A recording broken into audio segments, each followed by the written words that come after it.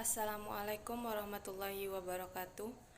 Baiklah, saya Nur Azizah NPM 19050017 akan mempresentasikan materi tentang kerangka berpikir dan hipotesis penelitian.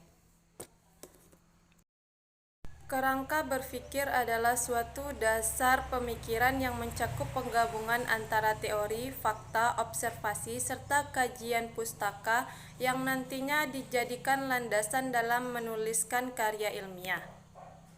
Sedangkan hipotesis penelitian adalah suatu pernyataan mengenai keadaan populasi yang akan diuji atau diteliti.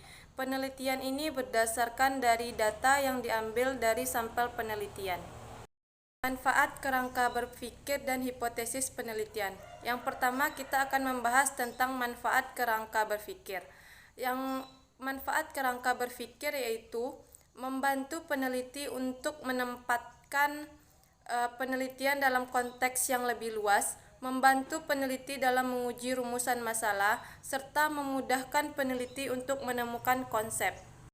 Sedangkan manfaat dari hipotesis penelitian yaitu untuk memberi batasan serta memperkecil jangkauan penelitian, untuk membantu mengarahkan peneliti pada kondisi fakta serta hubungan antar fakta, dan sebagai alat untuk memfokuskan fakta menjadi salah satu kesatuan yang utuh, sebagai panduan untuk menguji serta menyesuaikan fakta dengan antar fakta. Selanjutnya, membahas tentang cara membuat kerangka berpikir dan hipotesis penelitian. Yang akan kita bahas pertama adalah cara membuat kerangka berpikir. Cara membuat kerangka berpikir di sini, yang pertama kita harus membuat variabel. Yang kedua, mengumpulkan referensi. Yang ketiga, mendeskripsikan penelitian. Yang keempat, pembahasan teori berdasarkan hasil penelitian. Yang kelima, kita membuat kesimpulan. Dan yang keenam, merumuskan kerangka berpikir. Sedangkan cara membuat hipotesis penelitian, yang pertama kita harus membuat list atau catatan pertanyaan. Yang kedua, kita harus mengambil hipotesis, dugaan yang diungkapkan. Yang ketiga, kita jabarkan hipotesis yang dimiliki. Yang keempat, hafalkan setiap variabel yang dipakai. Yang kelima, hipotesis itu harus bisa diuji. Yang keenam, pertimbangkan apa saja yang akan dilaksanakan pada proses eksperimen dalam sebuah uji variabel. Yang selanjutnya, identifikasi dan memeriksa setiap variabel yang ada dalam penelitian.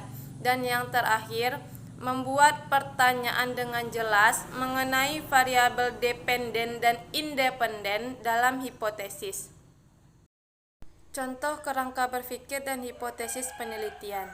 Misalnya pada judul pengaruh gaya kepemimpinan transformasional, motivasi terhadap kinerja karyawan dengan kepuasan kerja sebagai variabel intervening. Di sini dapat kita lihat beberapa variabel. Yang pertama ada variabel kepemimpinan transformasional, yang kedua ada variabel motivasi, yang ketiga ada variabel kinerja karyawan, dan yang keempat ada variabel kepuasan kerja. Dari keempat variabel tersebut dapat kita gambarkan bahwa kepemimpinan transformasional dan motivasi akan berdampak kepada kepuasan kerja, sehingga akan terlihat bagaimana kinerja dari karyawan. Kesimpulan yang dapat diambil adalah dalam suatu penelitian kita harus mempunyai landasan teori agar penelitian mempunyai dasar yang kokoh dan bukan sekedar perbuatan coba-coba. Dengan adanya landasan teori ini menjadi ciri bahwa penelitian merupakan cara ilmiah untuk mendapatkan data. Dari beberapa hal yang telah penulis paparkan di atas menunjukkan bahwa dalam suatu penelitian kuantitatif, peneliti tidak hanya mengumpulkan data kemudian menuliskannya tanpa suatu landasan, tetapi peneliti harus mempunyai teori-teori yang cocok dengan rumusan masalah yang akan diteliti. Hal ini dilakukan supaya lebih mudah untuk menjelaskan dan meramalkan fenomena. dengan adanya teori dalam suatu penelitian. Itulah presentasi dari saya. Terima kasih. Assalamualaikum warahmatullahi wabarakatuh.